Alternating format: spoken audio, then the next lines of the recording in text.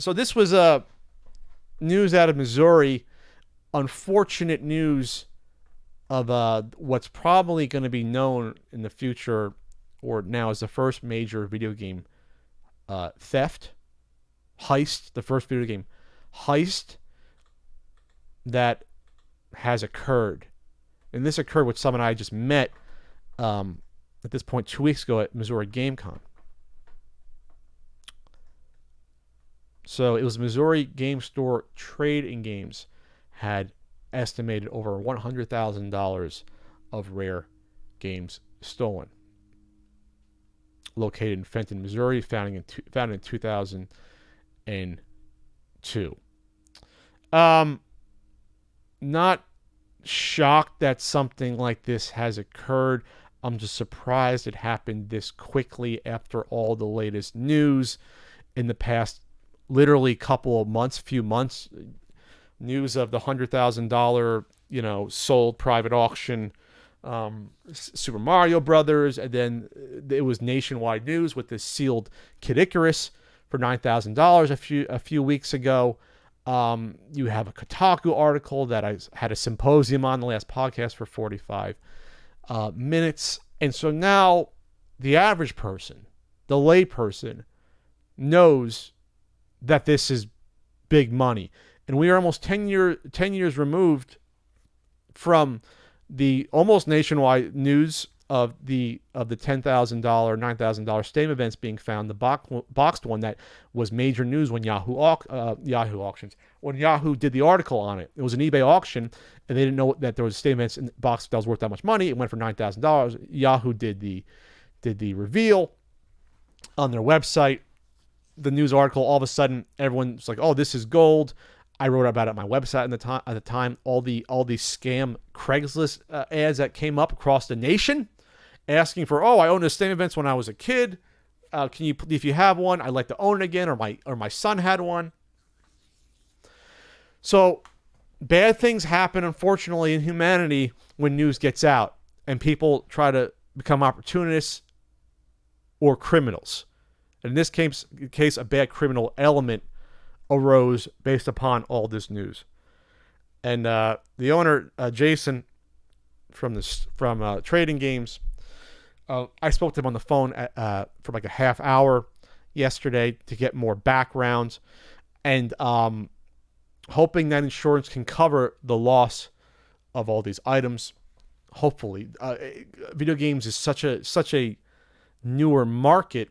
When it comes to this, it's not like the art world or comic books or baseball cards or jewelry, where insurance companies have nothing to go on. They have to trust the people that own them to be the experts. We are the experts. The people that own these games and people that run these game shops are the experts of what they're valued at. It hasn't matured yet to the point where any old insurance company will trust that, oh, these games are worth $100,000, and they are. So I'm hoping that Jason collects on this. It's going to be a tough go to get even a good chunk of the money back here. So this was a planned heist. They stole sounds like only the safe, not anything else from the store. So they knew the safe was there. I think it was advertised as part of the store that, oh, we have our, basically our vault of stuff. And Jason told me, like, he had done a video recently talking about, oh, he unboxed stuff from WADA games he got back, and he put some of them in the vault, including ones I'm going to talk about, including a 9.4 sealed Bonk's Adventure on NES. So publicly, some people knew that this safe was there. They had to, and then it sounded like the joint, that's an old-time term. They cased the joint. The store was cased beforehand, and this was a team that did this. Most likely a local ring that had done other robberies or thefts. It's being investigated, but they knew what they were doing. They brought tools to crack open the safe until they realized they couldn't, so they just dragged the safe out of there. The whole safe. And the comment that Jason told me about was that, it was funny, ironic, if you want to say, dark humor, that when he first got the safe, the games that were in the safe were worth less than what the safe was worth. And this is how much the hobby has transformed the past 15 years. And Jason's had this store for about 20 years, the Trading Games. So, yeah, he sent me this message on Facebook before I spoke to him. The old running joke was I spent $2,000 on a safe and filled it with 150 or so games. In the early 2000s, the safe was worth more than the games. He says, you can quote me on that. The value on the list, according to price charting, is almost $85,000. But he said, I would never sell half the games anywhere near that low. See, the problem with these games, and I'll go through this list in a second, is a lot of these games are esoteric and sort of niche games like Atari titles that not a lot of sales happen. So it's harder to price games like that out because sales aren't as regular. So price charting might be off. And price charting doesn't include a lot of private sales. I think they finally include some. I talked to the owner a couple of years ago recommending via email that you should include as many private sales as you can, especially for rare stuff like NWC carts where they may not happen on eBay. So the value on eBay is going to be a lot lower than because of the real market and private sales. So I think that's starting to happen. And that's what like price guides have done for like comics and baseball cards, things like that. They try to go to shows and know what's happening with private sales as well, because that's a chunk of it, not just eBay. The big one was a Bonk's Adventure, 9.4. Price charting was around 3,000 on sealed, and of course, no sales data. One with a grade, over 10,000 maybe, but I can't put that in my claims. So I got more detail from, like I said, this was planned. They knew what they were doing. There was an alarm. I think they disabled a video camera, and they got in and out before police response could get there. The list of stuff, and the word's been out on this, but I have to do my due diligence because obviously I'm also reporting on it here as well. The list of games was posted on Nintendo Age and I think on the website by Jason. I'm not going to go through every single one. I'll go through some highlights here. And they're all pictured. He said the good news is that these are all pictured. And he had a book that came out, Classic 80s Home Video Games, that came out, I think, over 10 years ago, that he took pictures of all these games. So that's all the evidence besides, I'm sure, for the insurance company, like taking, if he had a video of them. But he took a picture of them all, so he can identify even all the boxes of these. These are all box complete unless noted. And then there's stuff here that's hard to find. Sword Quest Waterworld. A Quadron, loose and new, flat on open box, very unique. Gravatar, Gremlins. These are the ones off my head I know that are hard to find, at least even loose. Spy Hunter, Tapper, Cakewalk. Let's see. I'm not an Atari expert, so I'm probably going to skip some of the ones that are probably the bigger ones that are worth a lot of money. Frogger 2. I know that's a cart that's uncommon. It's probably hard to find in the box. Cubert's Cubes. Chase the Chuckwagon, of course. River Patrol.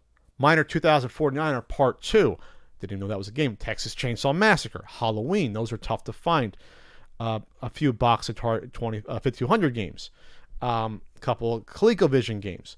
Here's all the NES ones. My audience probably would know most of these. All box complete. Bubble Bobble 2. Bubble Bath Babes. That's at least 1,000 right there. Hot Slots, at least 1,000 or more. Peekaboo Poker, at least 1,000 or more. Secret Scout, hundreds of dollars. The Athletic World Bandai. In this market, I have no idea. At least $1,000 for that. That used to be, $100, $200 until people realize what it was. But yeah, the Family Fun Fitness Athletic World's worth a lot. If it's a Family Fun Fitness, it says Bandai. I think he probably means the Family Fun Fitness one. That's a lot of money. Caltron 6-in-1, that goes for, hundreds of dollars. Bio Buffet, Bubble Bobble 2, hundreds of dollars.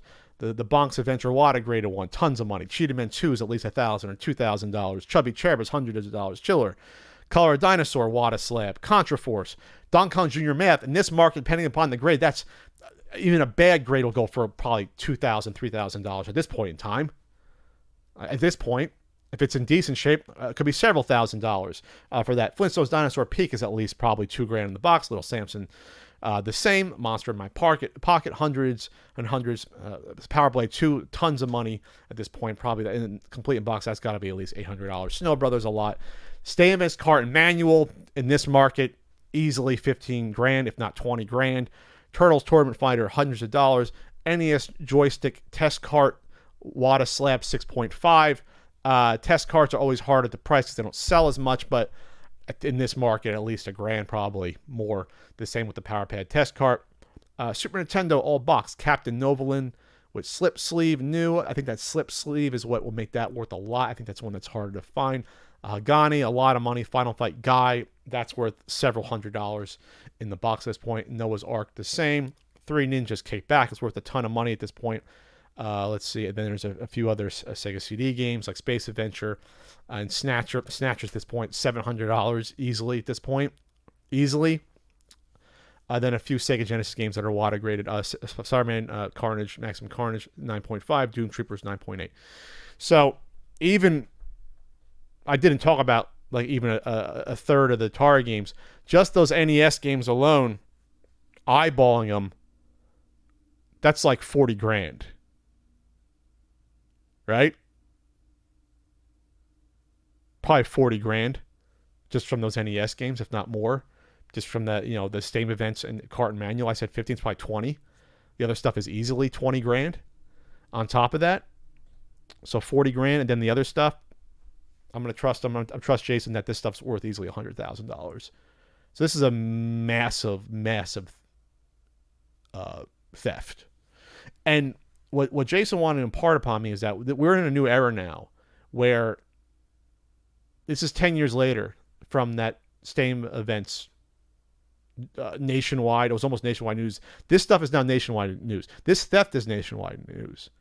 Every 2-bit criminal, petty thief, is going to know that, oh, some games and some guy's random collection down the street could be worth $5,000, $10,000.